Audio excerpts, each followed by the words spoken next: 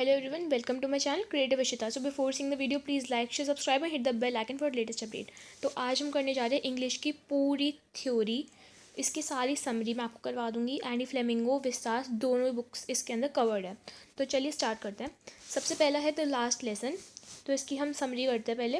This chapter by Alphonse डोरेट highlights the importance of our mother tongue. जो Alphonse डोरेट है वो हमको क्या रिप्रेजेंट करते हैं, इंपॉर्टेंस अपनी मदर टंग की, एजुकेशन की और पेट्रियाटिज्म की, मतलब देशभक्त की भावना.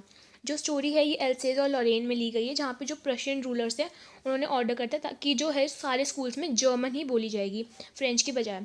तो जो फ्रांस है जिसको मतलब स्कूल पसंद नहीं है, वो रियलाइज़ करता है कि जो वैल्यू ऑफ लर्निंग, वो रियलाइज़ करते हैं कि वैल्यू ऑफ लर्निंग सिर्फ उसके लास्ट फ्रेंच लेसन में, क्योंकि फ्रेंच लेसन उस दिन उसका क्या था, लास्ट था. जो एम है उसने डिलीवर करी emotional speech about the beauty of French language. उसने बहुत ज़्यादा, मतलब एक टाइप से आप ये कह सकते हो, उसके बहुत ज़्यादा प्रेज़ करी फ्रेंच लैंग्वेज की. और उसने ये भी बताया कि उसने कितना ज़्यादा टाइम वेस्ट किया था. जो एम है, जो विलेजर्स है वो भी आए थे ताकि वो जो है 40 ईयर्स ऑफ सर्विस की वो रिस्पेक्ट कर सके उनकी लैंग्वेज की. जो चैप्टर हमें शो करता है लैंग्वेज जो है ये सिंबल है कल्चरल आइडेंटिटी का. ये बहुत ज़्यादा इंपॉर्टेंट है, कल्चरल आइडेंटिटी और फ्रीडम. ये हमें टीच करता है ताकि हम कोई भी एजुकेशन को नेग्लेक्ट ना करें. अब हम पढ़ते हैं लॉस्ट स्प्रिंग. लॉस्ट स्प्रिंग किसने लिखा है, एनिस जंग में. इसमें दो चीज़ें थी, एक मुकेश के बारे में और एक साहिब के बारे में. तो ये जो चैप्टर है ये हमें डिस्क्राइब करता है miserable life of poor children, जिनको हम फोर्स करते हैं ताकि वो चाइल्ड लेबर कर सके. जो ऑथर है वो हमें बताती है स्टोरी साहिब के बारे में, जो कि एक रैग पिकर है सीमापुरी का. और जो मुकेश है वो बैंगल मेकर है फ्रॉम फिरोज़ाबाद. साहिब ड्रीम करता है स्कूल जाने का, बट आपको तो पता ही, पूरे चैप्टर में हमने पढ़ा था कि उसका चाइल्डहुड किस में निकल गया, गार्बेज कलेक्ट करने में. और जो मुकेश है वो कहाँ पे काम करता है, डेंजरस ग्लास फैक्ट्रीज़ में, यानी कि बैंगल मेकिंग इंडस्ट्रीज़ में. बट उसकी जो सारी होप्स है वो किसके अंदर है कि वो एक मोटर मैकेनिक बनेगा. ये चैप्टर हाईलाइट करता है पॉवर्टी, एक्सप्लॉयटेशन और लैक ऑफ अपॉर्चुनिटी, जो डिस्ट्रॉय करता है चाइल्डहुड की ड्रीम्स ऑफ पुअर चिल्ड्रन. ये स्ट्रांगली क्रिटिसाइज करता है सोशल सिस्टम जो कीप करता है उनकी फैमिलीज पॉवर्टी में, जो कि ट्रैप कर रखता है. तो अब हम चलते हैं अपने नेक्स्ट चैप्टर के ऊपर, जो कि है डीप वाटर. ये एक ऑटोबायोग्राफी है चैप्टर, किसके द्वारा, विलियम डगलस के बारे में. ये डिस्क्राइब करता है कैसे उसने डेवलप किया था फियर ऑफ वाटर बहुत बार डूबने के बाद स्विमिंग पूल के अंदर. जो उसका एक्सपीरियंस है उसने उसको ट्रॉमेटाइज कर दिया था और पानी से उसको डर लगने लगा था. फिर उसने बाद में ट्राई किया कि वो ओवरकम करेगा इस फियर को और स्विमिंग लेसन सीखेगा किससे, एक इंस्ट्रक्टर से. उसमें आपको याद रखना है कि वो कितने दिन थे, 5 डेज थे एक वीक में, और हर एक जो 5 दिन थे उसमें हर रोज़ उसने 1 घंटा सीखा था. ये इंपॉर्टेंट है, ठीक है. उसने प्रैक्टिस और डिटर्मिनेशन और करेज से वो सीख चुका था. डगलस ने फाइनली कनकर कर अपना फियर, बहुत सारी लेक्स में गया था, ठीक है, मतलब अलग अलग YMCA पूल में गया ताकि वो अपने आप को फेथ कर सके, मतलब अपने आप को दिलासा दिला सके ताकि मैं सीख चुका हूँ, मेरे अंदर बिल्कुल भी फियर नहीं है. ये चैप्टर हमें टीच करता है फियर एग्जिस्ट करता है हमारे माइंड में और वो डिफीट हो सकता है स्ट्रॉन्ग विल पावर और प्रिजर्वेंस से. अब हम बात करते हैं अपने चौथे चैप्टर पे, जो कि है रैट ट्रैप. ये स्टोरी किसने लिखी है, सेल्मा लैगरलॉफ ने. ये प्रेजेंट करती है कि जो वर्ल्ड एक रैट ट्रैप है, जैसे कि हम बेट देते हैं चीज़ को, ठीक है, एक रैट ट्रैप को हम क्या देते हैं, बेट के तौर पे चीज़ देते हैं, ठीक है. वैसे ही हम ट्रैप करते हैं पीपल को थ्रू ग्रीड और टेम्पटेशन. तो ये जो पेडलर है जो सेल करता है रैट ट्रैप, वो लिव करता है एक पुअर लाइफ. वो चुराता है, मतलब चोरी करता है अपनी लाइफ को काटने के लिए. वो एक क्रॉफ्टर से मिला, ठीक है. उसने पैसे चुराए थे इससे एक क्रॉफ्टर से, जिसने उसको ट्रीट करा बहुत ज़्यादा प्यार से. बाद में उसने मिस्टेक करी थी कि उसने जो है उसको, मतलब कि उसने गलत समझ लिया था, जो एडला के फादर थे उसने उसको गलत समझ लिया था. उसने समझा था कि वो कैप्टन वॉल्सटेल है, ठीक है. और फिर एडला ने उसको बहुत अच्छे ट्रीट करा, रिस्पेक्ट करा और काइंड करा. उसकी जो जेनरॉसिटी है उसने उसको रियलाइज़ करी, जो रैट ट्रैप है उसको रियलाइज़ करवाया कि हाँ भाई मैंने बहुत बड़ी गलती कर दी है, और उसके पैसे वापस दिलवा दिए. जो स्टोरी है वो हमें शो करती है काइंडनेस, ट्रस्ट और कंपैशन से हम पर्सन को चेंज कर सकते हैं, गुड ह्यूमन बींग बना सकते हैं. अब हम बात करते हैं इंडिको के बारे में. ये जो चैप्टर है ये किसने लिखा है, लुइस फिशर ने लिखा है. जो डिस्क्राइब करता है महात्मा गांधी का स्ट्रगल इंडिगो फार्मर्स के लिए चंपारण बिहार के अंदर. जो फार्मर्स हैं वो फोर्स करे गए थे कि जो ब्रिटिश प्लांटर्स है कि वो इंडिको भी ग्रो करें, किसमें, तिंखाथिया में. जिन्होंने एक्सप्लॉयट किया था उनको बहुत गंदे तरीके से एक्सप्लॉयट कर दिया था. गांधी ने इन्वेस्ट करा उनकी प्रॉब्लम्स और रिफ्यूज़ करा कि वो ओबे करेंगे. उन्होंने मतलब मना कर दिया था कि ब्रिटिश के ऑर्डर्स वो भी नहीं करेंगे. और क्या ऑर्डर्स थे कि वो लीव कर दे डिस्ट्रिक्ट को. उनके जो करेज है उन्होंने इंस्पायर करा था फार्मर्स को ताकि वो यूनाइट कर सके अगेंस्ट कोई भी इनजस्टिस को. फाइनली जो ब्रिटिश अथॉरिटीज़ हैं उन्होंने एग्री कर दिया था ताकि वो फार्मर्स को कंपनसेशन दे देंगे. तो आप ये पहले याद कर सकते हैं, गांधी जी ने 50% की मांग करी थी, बट फिर ब्रिटिशर्स ने कितने पैसे दिए थे उन्हें, से 25% की उन्होंने हाँ करी थी. तो गांधी जी ने उसमें एग्री कर दिया था. ये चैप्टर हाईलाइट करता है लीडरशिप, ट्रुथ, नॉन वायलेंस और पावर ऑफ पीसफुल प्रोटेस्ट। ठीक है, अब हम पढ़ते हैं अपने chapter number 6 poets and pancake के ऊपर। इस चैप्टर में जो अशोका मित्रा ने उन्होंने डिस्क्राइब किया था उनका एक्सपीरियंस जेमिनी स्टूडियो के अंदर, जो कि किस में था, चेन्नई के अंदर था। वो हमें बताते हैं मेकअप डिपार्टमेंट के बारे में, office boy, strict hierarchy among workers in the studio. ये चैप्टर हमें ये भी दिखाता है कि वर्किंग कल्चर, मतलब बहुत सारे अलग अलग वेरियस कल्चर थे, मतलब कल्चरल आइडेंटिटी के बहुत सारे लोग उसमें वर्क करते थे, और डिफरेंस जो कि पीपल क्रिएट करते थे वेरियस पोजीशंस के अंदर। ये डिस्क्राइब करता है विजिट ऑफ पोएट, जो कि कौन थे, स्टीफन स्पेंडर थे, जिन्होंने कन्फ्यूजन करती थी क्योंकि वो एक इंग्लिश पोएट थे, क्योंकि बहुत सारे पीपल उनके बारे में जानते नहीं थे। ठीक है, तो ये चैप्टर हमें हाईलाइट करते हैं ह्यूमन बिहेवियर हो गया, सोशल स्टेटस हो गया, वर्क ऑफ सिनेमा, और ये स्ट्रिक्ट हायरार्की फॉलो करते थे। अब हम बात करते हैं द इंटरव्यू चैप्टर की। ये जो चैप्टर है ये प्रेजेंट करता है डिफरेंट ओपिनियन अबाउट इंटरव्यूज़, जैसे कुछ फेमस राइटर्स जैसे कि वी एस नाइपॉल हो गए, लुइस कैरोल हो गए, वो सब इंटरव्यूज़ को पसंद नहीं करते थे क्योंकि वो मानते थे उनकी जो पर्सनल प्रिवेसी है उसमें दखल अंदाजी करता है जो इंटरव्यू है। हाउएवर दूसरे जो है, बहुत सारे दूसरे लोग हैं, वो बिलीव करते थे कि इंटरव्यू हेल्प करते हैं रीडर्स को कि वो अंडरस्टैंड करें फेमस पर्सनैलिटी, मतलब इंटरव्यू क्यों लेते हैं, ताकि हम पर्सन के बारे में आइडेंटिफाई कर सकें, इन्वॉल्व कर सकें पर्सन को कि क्या उसके व्यूज़ है, क्या ओपिनियंस है। ये चैप्टर इंडिकेट करता है ये चैप्टर इंक्लूड करता है इंटरव्यू ऑफ अम्बर्टो एको, जो एक्सप्लेन करते हैं कैसे वो अपने जो टाइम है, मतलब छोटे छोटे टाइम्स को वो मैनेज करते हैं। ठीक है, वो राइट करते हैं both social serious academic works और पॉपुलर नॉवेल्स के बारे में। ठीक है, दोनों लिखते हैं, मतलब अकेडमिक भी करते हैं वो और पॉपुलर नॉवेल्स भी लिखते हैं।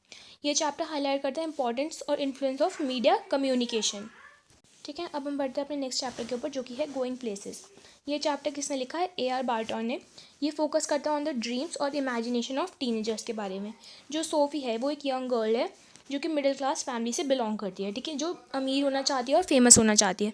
उसने इमेजिन करा कि वो एक फुटबॉल डेनी केसी से मिलेगी, और उसने ये भी बिलीव करा कि वो अपनी ओन फैंटेसी क्रिएट कर लेती है। ठीक है, डेनी केसी के बारे में ही। जो उसका ब्रदर है जियोफ, वो लिसन करता है उसके बारे में क्वाइटली, बट वो सब जानते हैं, उसकी पूरी फैमिली जानती है, सिर्फ एक खाली पुलाव बनाती है। ये जो स्टोरी हमें दिखाती है कैसे यंग पीपल कभी कभार क्या क्रिएट करते हैं, इमेजिनरी वर्ल्ड, ताकि वो एस्केप कर सके फ्रॉम रियलिटी। जो ये थीम है ये हाईलाइट करता है कॉन्ट्रास्ट बिटवीन ड्रीम्स और रियलिटी और साइकोलॉजी ऑफ एडोलसेंस की। अब हम बढ़ते हैं अपनी पोएम्स के बारे में। माई मदर एट 66, जो पोएट है कमला दास, वो डिस्क्राइब करती है अपनी फीलिंग्स कि वो कैसे अपनी मदर को ग्रोइंग देखती है और वीक देखती है। जब वो ट्रैवल करती है एयरपोर्ट, तो वो अपनी नोटिस करती है कि अपनी जो मदर है उसका बहुत ज़्यादा पेल फेस हो गया, मतलब मुरझाया वो फेस हो गया है, लाइफलेस फेस हो गया है, और फील करती है फियर ऑफ लूजिंग हर, मतलब अपनी मदर को खोने का उसको अंदर बहुत ज़्यादा डर आ चुका है। वो हाइड करती है अपनी सैडनेस और लुक करती है हैप्पी यंग चिल्ड्रन के ऊपर, जो विंडो के बाहर होते हैं, वो उनको देखते हैं अपने, ताकि अपना मन को वो थोड़ा ठीक कर सके। एयरपोर्ट के टाइम वो स्माइल करती है और अपनी मदर को गुड बॉय कहती है। ठीक है, but instead she feels worried, मतलब बहुत ज़्यादा उनको चिंता होती है कि मैं अपनी मदर से मिल पाऊंगी या नहीं मिल पाऊंगी। जो पोएट है वो हाईलाइट करती है लव फॉर पेरेंट्स, एजिंग और पेन ऑफ सेपरेशन। अब हम बात करते हैं अपनी दूसरी पोएम कीपिंग क्वाइट की। इस पोएम में जो पैब्लो नेरुदा है वो आस्क करती है पीपल को कि वो चुप रहे और स्टिल रहे फॉर कुछ टाइम के लिए, और ये जो पॉज है ये अलाउ करता है ह्यूमंस को, ताकि वो रिफ्लेक्ट करें ऑन देयर एक्शंस और हार्म ना करे कोई भी दूसरे एनिमल्स को या नेचर को। जो पोएट है वो बिलीव करती है कि अगर पीपल ने स्टॉप कर दी डिस्ट्रक्टिव एक्टिविटीज़, तो जो वर्ल्ड है बहुत ज़्यादा पीसफुल होगा।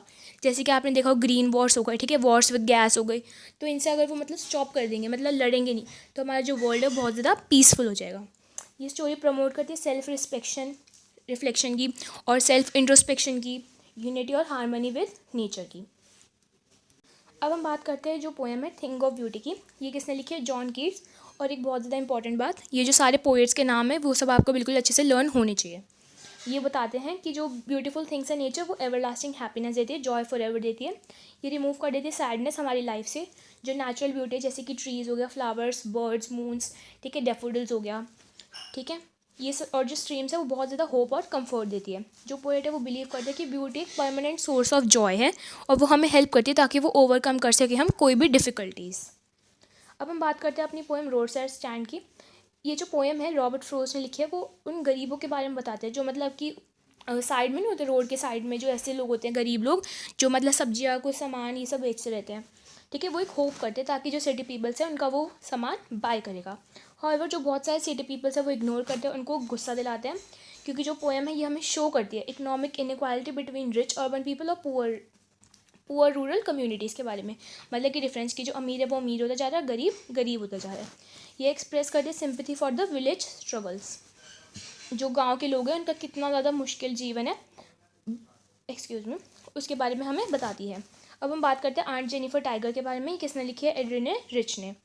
ये हमें बताती है डिफ़िकल्ट लाइफ ऑफ वुमेन, जो कि ट्रैप है एक मेल डोमिनेटेड सोसाइटी में, यानी कि आप बात ये मान सकते हैं पेट्रियार्टिकल सोसाइटी में।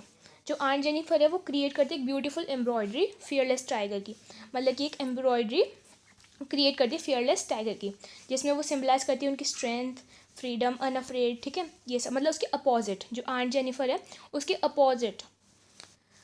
However in real life she feels weak, controlled by her husband, ठीक है, मतलब आपको तो पता चलेगा कि जो हमारे टाइगर्स है वो फ्री है, ठीक है, उनके पास फ्रीडम है, वो बहुत ज़्यादा पावरफुल है। बट जबकि ऑन द अदर हैंड जो आंट जेनिफर बहुत ज़्यादा वीक है, उसके हस्बैंड उसको कंट्रोल करते हैं एंड ऑल एक्सेट्रा। तो ये जो मतलब एक टाइप से आप ये मान सकते हैं कि कॉन्ट्रास्ट है बिटवीन उसकी आंट जेनिफर की पर्सनालिटी और टाइगर की पर्सनालिटी के लिए। जो पोएम ही हाईलाइट करती है वुमेन की ऑपरेशन और उनके डिज़ायर्स फॉर इंडिपेंडेंस। अब हम आते हैं अपने विस्तार पे, द थर्ड लेवल। ये स्टोरी किसने लिखी है? जैक फिनी ने। ये डिस्क्राइब करते हैं Charlie's imagination of the third level grand central station में। वो कब हुई थी? ईयर 1894। वो एस्केप करना चाहते स्ट्रेस और इनसिक्योरिटी ऑफ मॉडर्न लाइफ, ताकि वो लिव मतलब कहाँ पे रह सके? पीसफुल पास्ट के अंदर। ये स्टोरी शो करती है ह्यूमन डिज़ायर कि वो एस्केप करना चाहता है रियलिटी से, जैसे कि आपने देखा होगा कि जो सैम विनर था वो भी एस्केप करना चाहता था अपनी रियलिटी से। अब हम बात करते हैं अपनी टाइगर किंग की पोएम, टाइगर किंग की स्टोरी पे। द टाइगर स्टोरी बाय कल्कि tells about the king of Pratibandhapuram who tries to avoid death after hearing prophecy that tiger will kill them. मतलब कि उसको जैसे पता चला उसकी भविष्यवाणी एस्ट्रोलॉजर के द्वारा, तो वो टाइगर्स को मारने पे उतर आ गया। उसने 99 टाइगर किल कर दिए, बट तब भी फाइनली उसकी जो डेथ है वो 100 टाइगर से हुई, जो कि कौन था? एक वुडन टॉय टाइगर। ये स्टोरी हमें बताती है हमारे एरोगेंस के बारे में और मिसयूज ऑफ द पावर और ब्लाइंड बिलीव इन फेट, मतलब कि किस्मत के ऊपर हम अंधाधुंध विश्वास करते हैं। तो अब हम बात करते हैं journey to the end of earth में। ये चैप्टर किसने लिखा है? तिशानी दोशी ने। ये डिस्क्राइब करती है उसकी जर्नी टू अंटार्कटिका के बारे में, और कॉन्टिनेंट हेल्प करते हैं साइंटिस्ट को कि वो अंडरस्टैंड करें अर्थ की जियोलॉजिकल हिस्ट्री और क्लाइमेट चेंज। जो ऑथर है वो वार्न करती है कि जो ह्यूमन एक्टिविटी हो गई और ग्लोबल वार्मिंग हो गई वो डैमेज कर सके प्लानट को। और जो ये चैप्टर ही एम्फेसाइज करता है एनवायरमेंटल अवेयरनेस और इम्पोर्टेंस ऑफ प्रोटेक्टिंग नेचर। तो आप ये याद कर सकते तिशानी दोशी कहाँ से बिलोंग करती थी? चेन्नई से बिलोंग करती थी। उसने 9 टाइम जोन, 6 चेक पॉइंट्स और 3 रिवर्स को उसने क्रॉस किया था। ये इंपॉर्टेंट है। अब हम बात करते हैं एनीमे के बारे में। ये जो स्टोरी है किसने लिखी है? पर्ल एस बक ने। ठीक है, ये टेक्स प्लेस करते हैं किसमें? वर्ल्ड वॉर 2 में। जो डॉक्टर सडाओ है वो एक जापानीज डॉक्टर है। उसको एक इंजर्ड अमेरिकन सोल्जर मिला, तो उसने डिसाइड करा कि वो ट्रीट करेगा उसको, ऑल दो उसके ऊपर बहुत ज़्यादा रिस्क था, क्योंकि वो क्या था? एक ट्रेडर था। उसका जो डिसीजन था वो शो करता था ह्यूमैनिटी और मॉरल ड्यूटी, जो ग्रेटर है किससे? नेशनल हेट्रेड से।